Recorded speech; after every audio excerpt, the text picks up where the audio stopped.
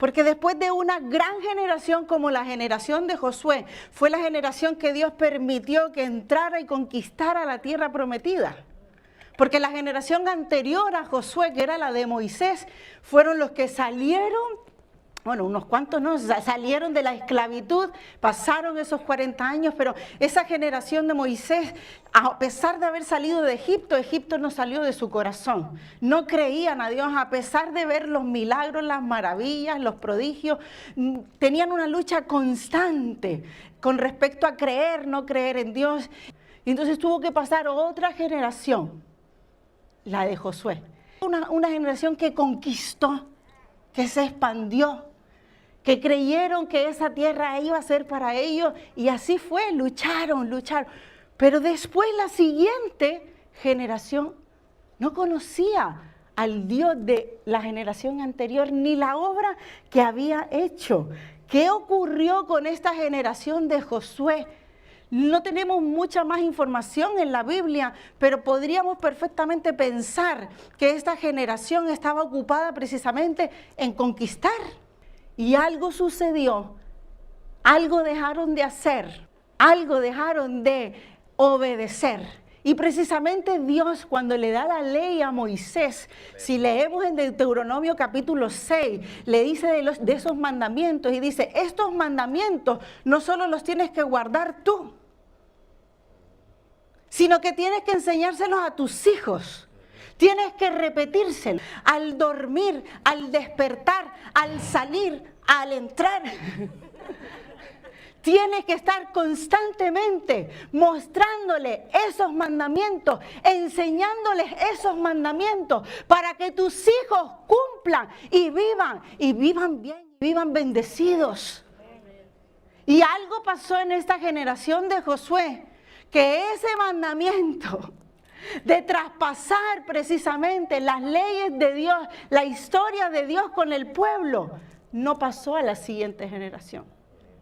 ¿Saben qué estaba ocurriendo? Esos padres, esos abuelos, esos adultos dejaron de discipular a la siguiente generación. Esa luz estaba apagada. Los responsables de traspasar esa luz a la siguiente generación no cumplieron con su cometido. Dejaron de enfocarse que viene una generación detrás que necesita recibir un testigo, necesita recibir una estafeta para continuar la carrera en la vida. Somos nosotros los responsables de preparar una estafeta, un testigo y un legado para la siguiente generación. Ahora, ¿qué estafeta, qué legado, qué testigo estoy preparando? ¿Qué estafeta iba a entregar a la siguiente generación? ¿Qué legado le iba a entrar? No, por lo menos mientras esté yo, que haya paz. Ellos que se busquen la vida. A mí me sorprende el nivel de egoísmo, pero es que creo que a veces nosotros no estamos muy lejos de lo que leemos. A veces estamos pensando que por lo menos a mí me vaya bien. Mientras tenga, pues ya mis hijos que se busquen la vida cuando crezcan. Y ahora vamos a ver que nuestro legado no se trata de cosas materiales. ¿Qué legado estoy preparando para la siguiente generación? ¿Qué estoy preparando para mis hijos? ¿Qué estoy preparando para mis nietos? Hubiera dicho Dios, no, yo no quiero simplemente paz para mi generación, quiero paz para la generación venidera. No solo quiero bienestar para mi generación, quiero bienestar para la generación venidera. No solo yo quiero conocer tus obras, quiero que la generación venidera conozca que tú eres un Dios y sigues actuando ahora y hoy. Amén. Quizás otra historia se hubiera escrito. Ponte a orar más, ayuna más, comprométete más, gira tu rostro más hacia el Señor, pero no permita que una generación se levante sin conocer al Dios verdadero, al Dios nuestro Salvador. No lo permitas. Seas padre, seas abuelo o seas simplemente un adulto que está en este lugar. No permitas que detrás de ti venga una generación que no conozca al Dios que sirve, al Dios que le crees, al Dios que le ofrenda, al Dios que le oras. No lo permitas. No lo debemos permitir. ¿Qué testigo estoy dejando, preparando para mis hijos, mis nietos, las siguientes generaciones? Simplemente que sean buena gente, que sean estudiantes, buenos estudiantes. Yo lo que quiero es que mi hijo estudie, que sea feliz.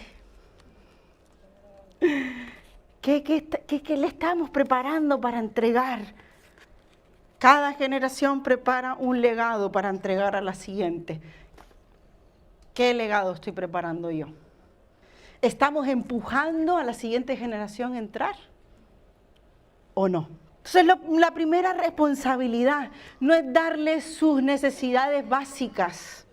Creo que tenemos una confusión en nuestra mente pensando que mi responsabilidad como madre, como padre, como abuelo, como abuela simplemente es que no le falte un plato de comida, no le falte una camiseta, un pantalón y no le falte ropa, casa. No es así. Mi primera responsabilidad es mostrarle, es enseñarle acerca de su Creador. Es mi primer llamado. Todos los que están buscando llamado. Muéstrales al Creador. Enséñales quién es. Háblales de quién es. Háblale de cómo es su carácter. Háblale de cuáles son sus atributos. Háblales de quién es Dios. Pero para yo hablar de alguien, tengo que conocer a ese alguien.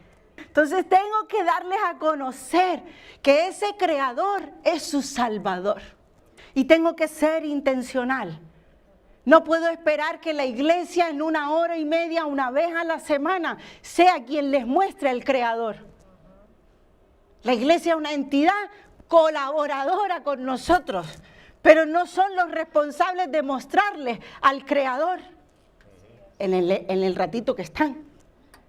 Pero durante el lunes, el martes, el miércoles, el jueves, el viernes, el sábado, nosotros los adultos, los que convivimos con esos niños, con esos jovencitos, somos los responsables de mostrarles a Dios. Pero tengo yo que conocer a ese Dios. Pero lo segundo no es solo de mostrarles al Creador quién es Dios, mostrarles qué hizo Dios. ¿Estás hablando con la siguiente generación de lo que ha hecho Dios? ¿Estás mostrando de sus obras, de sus milagros? Es nuestra responsabilidad que vean que Dios todo lo hizo hermoso y ha hecho grandes maravillas, pero no solo quedarme en el pasado, no, es el mismo Dios, sigue actuando hoy, sigue llenando nuestras vidas, libertando, sanando, guiando, etcétera, etcétera. Es el mismo Dios, no solo le muestro las obras del pasado, sino las obras del presente. Dios se sigue moviendo, Dios se sigue manifestando, Dios sigue abriendo las ventanas de los cielos, Dios sigue trayendo maná del cielo, Dios sigue trayendo provisión. Somos nosotros los responsables, no nos confundamos. Quizás esa generación de Josué, muy ocupados en sí mismos, pero despistados. La generación, tenemos muy poco tiempo para influir en la vida de nuestros hijos.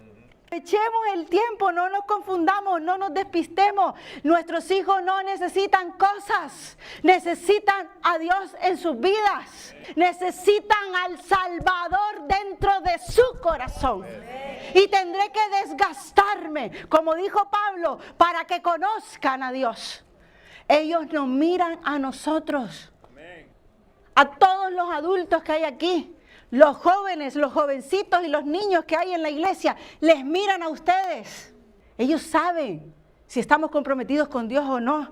Miren, dejemos de decirle a nuestros hijos, oren y mostrémosles cómo se oran. Dejemos de decirle a nuestros hijos que Jesús tiene poder y mostrémosles que realmente Jesús tiene poder. Dejemos de decirle a nuestros hijos, es importante que vayas a la iglesia cuando nosotros, en fin. No funciona. El discipulado de Jesús fue eficaz porque no les dijo, bueno, vayan y oren. No, y cuando se ora, así. Y vamos a orar. Y veían cómo él se apartaba a buscar al Padre. Y veían cómo iba haciendo bienes. Y veían cómo resolvían los conflictos, cómo respondía. No es vete y haz lo que... No, yo me debo de involucrar. Hay que preparar un legado para la siguiente generación. Hay que preparar la estafeta para entregarla. Dios te está mirando a ti. Cuando la iglesia se vuelve opcional para los padres, se volverá innecesaria para los hijos en el futuro. Yo no quiero, pero no solo que mis hijos se levanten y no conozcan a Dios. Yo tampoco quiero que sus hijos se levanten y no conozcan a Dios. Señor, de los que tú nos entregas, ninguno se pierda. Ninguno se pierda. ¿Será nuestra oración también para las siguientes generaciones? ¿Tienes hijos? ¿Tienes nietos? Te levantarás.